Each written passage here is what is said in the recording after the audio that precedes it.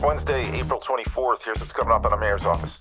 If I'm Juan Soto, man, I'm not getting out of my approach as the umpire. That's what you say to the umpire sometimes. Hey, man, you gotta be better. You gotta lock in. Like you gotta be 1 inch better because you're a big league umpire. And I'm in love with the good life.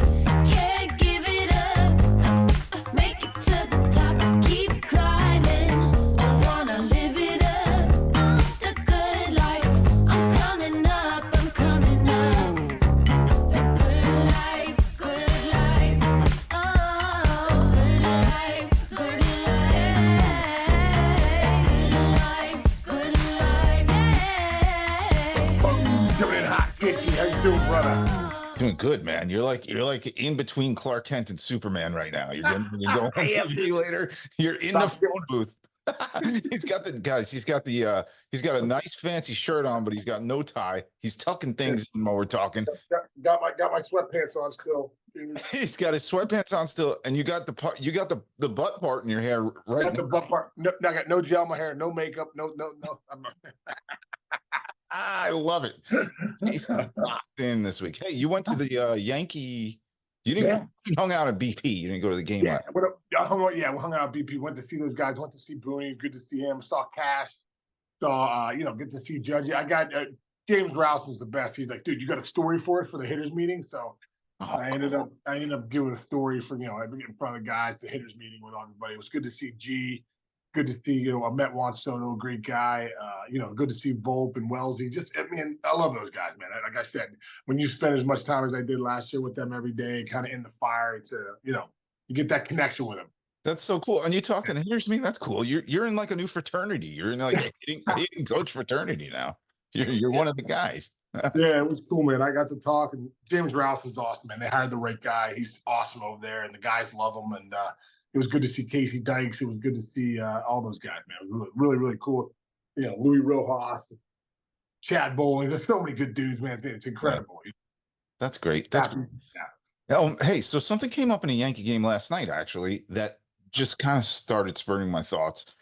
Juan Soto's up the plate. I think it was like Talking Baseball or Talking Yanks posted a video of his at bat. He saw 5 pitches. I think I sent this to you earlier. Saw 5 pitches, swung at none, and struck out looking. And they put, of course, now you can put the Fangraphs or the boxes or whatever. And they were like, he didn't swing, and all of these pitches were balls. But I sent you the thing. The pitches that were balls were just basically within an inch of strikes. But let me digress real quick. I'm starting to see a pattern, dude, this year. I'm calling it like Umpire Armageddon. You know how like social media people they just group and gang up and whatever. Obviously, there's been some screwed up things that happened. It started first week of the season. Angel Hernandez. A couple days ago, Booney gets into it with Hunter Wendelstedt. And then this happens last night. And I think it's like the new cool thing for trolls to do on the internet is destroy umpires. So my first question to you, I'm going to go backwards. Juan Soto goes up. Yes, we talked about this with D-Row yesterday, which is like perfect timing to this. Like, remember we were kids, 0-2 count. What do? If it's close, you got to swing, right? I'm going to Sean Casey because I think like in the 80s, it was like when Boggs, Gwynn, maybe Ricky Henderson didn't swing at a pitch. Right. It was a ball, and the umpires kind of let them do it that way. I would argue in your generation, I was trying to think of guys in your generation, Sean Casey might have known the strike zone better than any other batter. You were one of those guys. You're welcome. Right. Compliment. Thank you. So now, if you're Juan Soto last night, let me just start with this specific statistical thing. Like, right after the first one, come on, you missed that. After the second one, so now you got 2 strikes on you, and you've seen it. You have that eye. We were like, that was an inch off. That was an inch off. Does Sean Casey expand his zone there and say, I got to swing if it's an inch off the plate? Or do you, in this generation, are you Juan Soto and go, I am Juan Soto. I am not swinging if it's a ball. It's his fault if I strike out. That's my question. It's a good question, isn't it? Listen, a lot of these guys are elite because they own the strike zone. Juan Soto's elite because his strike zone discipline's elite. The guy walks, his bats are tough. When he gets out, he'll take it to 3-2. like getting that at bat. It went to 3-2. He was right on a lot of them. You know what I mean? So like, and hey, Chinch, the biggest deal here is like if you're a big league umpire or a big league player, you're better than everybody by 1 inch. You're better than everybody by 1 inch. That's why you're there. That's why you're a pitcher on the mound. You're better than everybody by that 1 inch on your cut, that 1 inch on your sink, that 1 inch on your slider, the tail on your changeup. You're a big leaguer because you're a 1%er because you're 1 inch better than everybody else. It's a game of inches. You're 1 inch better than everybody. So if I'm Juan Soto, man, I'm not getting out of my approach as the umpire. That's what you say to the umpire sometimes. Hey, man, you gotta be better. You gotta lock in. Like you gotta be 1 inch better because you're a big league umpire. And now here's the one thing too, Chinch. Dude, go down to AAA, AA. Those guys that are getting there, they're just not even close to these big league umpires. These guys are literally the best in the world at what they do. Their eyes incredible. The fact that we have to go to replay and they so slow-mo it frame by frame by frame by frame. That there's the foot hitting at first base. I mean, that's how good these guys are, and that's how professional they are. So, these guys are the best in the business. The hitters and the pitchers are the best in the business. I'm not getting out of my game plan for anybody. I'm not saying like I would, if an umpire missed something, I would turn and say, you got to be better. You got to be better because I got to be better. I've waited 30 minutes to hit. You got to be better, dude. And it's like Hunter Wendelstedt. Like this game starts, like you got to be better, dude. Like you can't be thrown because you can't get a hold of your emotions. You can't throw the manager out 7 pitches in the game. It's just you got to be better. You're a big leaguer. You're a big league umpire. You got to control your emotions better. You got to slow the game down better. You can't take things personally better. You know what I mean? You got to be better at that. So what I say about Juan Soto, no, I don't expand the zone, man. I'm the best in the business, and I'm not going to change it for anybody. I love that. That's really cool. Good insight, man. Good stuff. Now, just generally speaking, though, I would say for the most part, we have really good umpires, don't you think? I don't know. I know they're the best. They're the best in the world, dude. They're the best. No, I'm saying they're the best in the world, dude. They are unbelievable. And like I said, they're and I think sometimes, Chinchy, those boxes are more for TV.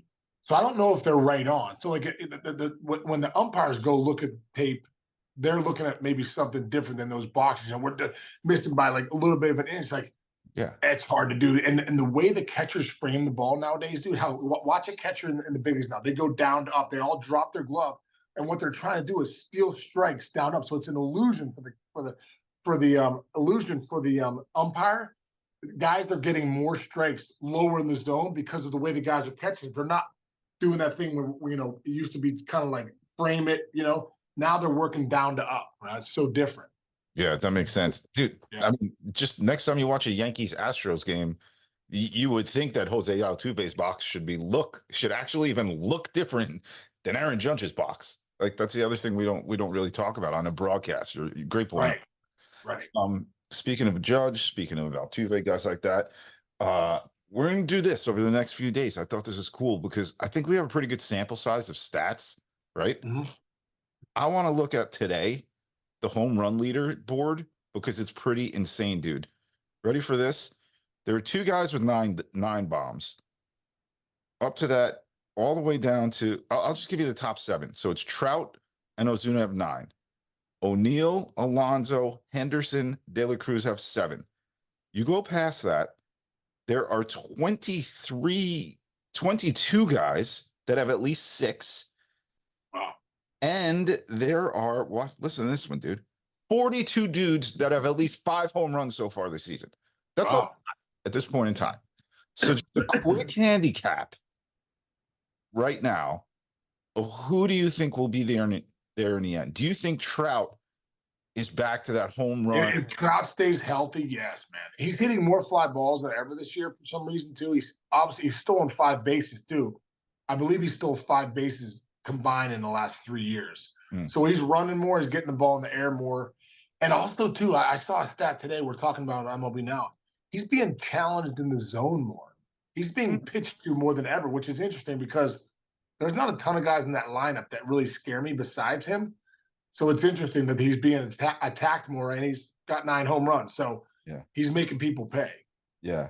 Dude, one guy who has 5. I was watching a Mets game last night because that's what I do now when my wife. Yeah, right. Dude, amazing stat they put up about Pete Alonso. This is absolutely unbelievable. At bat per homer. You know, you always saw Bonds and Sosa and McGwire, Yeah. those guys. I'm going to give you the top 5. McGwire 1. Okay. Babe Ruth 2. Okay. Aaron Judge 3, which is cool. Yeah. Barry Bonds 4. Pete Alonso 5th all time. There are 2 guys in New York Wow. who right now are in the top 5.